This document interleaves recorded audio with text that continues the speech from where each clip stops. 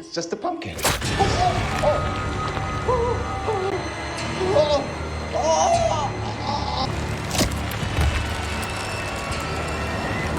The film opens on Halloween night in 1993. What begins as a pumpkin carving game quickly turns deadly when a distressed reporter records himself declaring, "It killed them all," while pointing at a pumpkin. He picks up a knife from the ground and stabs the decoration, convinced it is the killer. Instead, a root erupts from the pumpkin and slaughters the reporter. Nearby, someone watches through the cracks of a room. The scene shifts to the morning of that day, in the historic village of Cedar Creek. The same reporter, later shown being killed, narrates the village's beauty and explains that he is documenting Cedar Creek's recovery from a catastrophe 1 year earlier. A train carrying toxic chemicals from the Sonic Company derailed, releasing deadly substances that triggered a community-wide epidemic. The reporter seeks comment from Bill, the village general manager, and Kevin, the head groundskeeper. Both refuse to discuss the disaster and instead urge him to cover the Pumpkin Feast Festival, an event intended to welcome visitors back. The reporter persists, but Bill dismisses him and leaves with Kevin. On stage at the festival, a group of teenagers performs a historical musical drama written by Kira. After the show, Kira reunites with her younger brother Trevor and soon her boyfriend Cody arrives. Kira tells Cody that the press might give their troupe a chance at being discovered in New York. Elsewhere, Clint, a corn dog vendor, is reprimanded by his father for neglecting their wagon. Frustrated, Clint goes into the pumpkin fields and finds an unusually large, slightly rotten pumpkin with sunken eyes.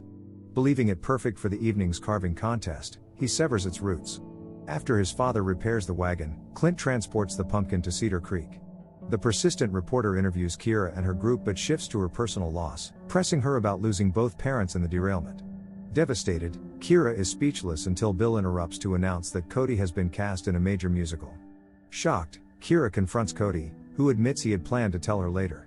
When she presses him, he reveals he would have waited 3 weeks, leaving Kira feeling betrayed and abandoning their plan to leave town together. Clint arrives with the large pumpkin and is angrily fired by Bill for being late. Clint's friend reassures him, promising to get him rehired and offering weed to lift his spirits. Spotting the massive pumpkin, Clint's friend Wes asks to use it in the carving competition since Clint is unemployed. Clint agrees. In the locker room, Kira offers Trevor candy and his asthma medication, but he refuses, insisting he does not need it. Kira places a pirate hat on him and paints a smear of fake blood on his cheek. Trevor notices Maddie carrying a pumpkin. Knowing his harmless crush on her, Kira gives Trevor her own pumpkin so he can enter the competition on her behalf. He accepts it with a smile. It is now Halloween night and the pumpkin carving competition is about to begin. Ben, who is secretly in a relationship with Kevin, quietly urges him to win the competition. Neither has disclosed their relationship. Shane hosts the event and the pumpkin carving contest is in full swing as participants cut and sculpt their entries, unaware that the killer pumpkin is observing. When Wes attempts to stab the malicious pumpkin, its roots wrap around his hands and snap them. The pumpkin then begins attacking others nearby.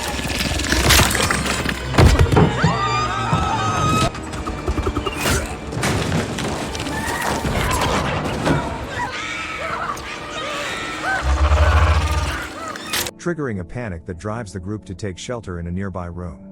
Bill attempts to contact Kevin via walkie-talkie but finds it lying in the grass outside and, assuming Kevin is dead, grows increasingly anxious. Shane becomes agitated until Kira warns him to be quiet, explaining that the pumpkin can hear them. Maddie suggests the killer pumpkin may be a mutation caused by the chemical spill, recounting how her parents moved to the village to help clean the toxic waste and describing the contamination she witnessed. Shane sarcastically downplays Maddie's parents' efforts and blames Bill for organizing the festival and contest. Kira defends Bill, arguing that nobody could have anticipated this catastrophe. Shane continues to taunt Bill and even mocks his decision to let Kira direct the play. Cody defends Kira, but tensions remain high. An elderly man tries to calm the group, urging them not to fight, and is killed instantly when the pumpkin's roots strike him. Barbara slams the door to keep the pumpkin out as the survivors try to piece together what is happening. Through a crack they witness the reporter being killed when the pumpkin hurls him into electrical wires, causing a power outage. With the door jammed, the pumpkin digs its roots into the ground, attempting to reach them. Suddenly Bill hears Kevin's voice on the walkie-talkie. Kevin reports that he is alive but severely wounded. Bill warns that the pumpkin can hear them. Kevin asks whether the walkie-talkie he dropped outside is still where he left it. When Bill confirms, Kevin devises a plan to use the device as a loud distraction to draw the pumpkin away. Kira asks Kevin if he has a resistance band and an extra walkie-talkie. Kevin locates both items. Since Cody is the only person who drove in, they devise a plan for him to retrieve the truck keys from the staff building while the group moves toward the parking lot. Kevin, stationed in the security office, plans to employ 5 walkie-talkies to divert the pumpkin's attention and buy time for Cody to reach the truck. Using an elastic band, Kevin tosses a walkie-talkie to distract the creature, and the group begins to execute the plan. Trevor insists on accompanying Cody to the locker. Kira refuses, but Trevor insists he and Cody can manage. Cody silently pleads with Kira not to reveal his plans to leave for New York. As the diversion appears to work, the group scatters. Cody runs to his locker, picks up a walkie-talkie, and updates Kevin. He is distracted by a creaking door and drops his belongings loudly. Trevor follows Cody and discovers a book about living in New York, realizing Cody's plans to leave, which triggers a panic. Kira rushes to retrieve Trevor's asthma medication from the locker and tries to reassure him. Cody informs Kevin that Kira and Trevor are now with him. Severely weakened and losing blood, Kevin forgets to switch walkie-talkie channels and inadvertently yells loudly at Bill, which the pumpkin hears. The group runs for the truck, but the commotion causes Trevor to accidentally knock the keys from Cody's hand and they fall into a vent. Kira informs the others of the mishap. Barbara elects to stay behind, takes the reporter's camera, and moves toward the locker while the rest push ahead. Bill decides to go rescue Kevin and gives Maddie his walkie-talkie. Using the camera light to search for the keys, Barbara overhears Bill and Kevin speaking and learns they were in a relationship. The killer pumpkin then kills both men.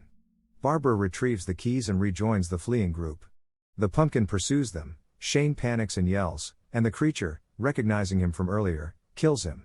The remaining survivors reach a barn, where Maddie shares a cherished memory of learning the flute from her brother. Trevor remembers that Clint usually keeps a screwdriver key in the corn wagon. As they prepare to leave, Maddie realizes she left her flute behind and returns for it, only to be dragged away and killed by the pumpkin. The group escapes and finds Clint hiding under a towel, high on marijuana. Barbara reviews the reporter's footage and concludes the pumpkin is targeting everyone who carved it during the contest, a list that now includes Kevin, Bill, Shane, and Maddie. Overwhelmed with guilt, Kira blames herself for entering Trevor in the competition. The pumpkin climbs onto the wagon's roof. Clint, mistaking the noise for a mechanical problem, shoves Cody aside. Frustrated, Barbara forces Clint out of the driver's seat with a knife. But he loses control and crashes the wagon into a tree. Kira regains consciousness and finds Trevor covered in what appears to be blood, which turns out to be fake. She rushes outside and finds Barbara mortally wounded. With her dying breath, Barbara urges Kira to pursue her dream of becoming a playwright. Back inside, Trevor suggests they play dead so the pumpkin will leave them alone. When the creature arrives, they feign lifelessness, but Clint awakens and screams, drawing the pumpkin's attention. It drags him into the field.